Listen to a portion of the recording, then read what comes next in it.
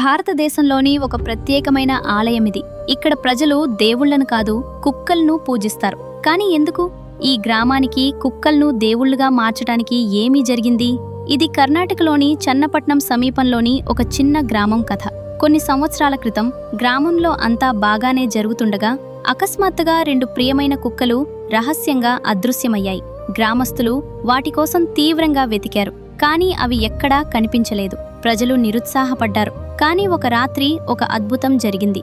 కానీ వేచి ఉండండి, కుక్కల అదృశ్యంలో అసలు రహస్యం దాగి ఉంది. ఆ రాత్రి గ్రామదేవత కెంపెమ్మ స్వయంగా ఒక గ్రామస్తుడి కలలో కనిపించి కుక్కలు అదృశ్యం కాలేదని, గ్రామాన్ని భయంకరమైన చెడు నుండి రక్షించటానికి తమను తాము త్యాగం చేశాయని చెప్పింది. గ్రామాన్ని రక్షించటానికి ఈ నమ్మకమైన కుక్కల కోసం ఒక ఆలయం నిర్మించాలని దేవత ఆదేశించింది. ఆ రోజు నుండి గ్రామస్తులు ఈ ప్రత్యేకమైన ఆలయాన్ని నిర్మించటానికి కలిసి వచ్చారు.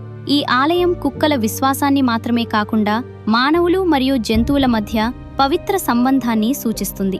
మరి మీరు ఏమనుకుంటున్నారు? దయచేసి కామెంట్స్లలో జై మాతా రాణి అని వ్రాయండి.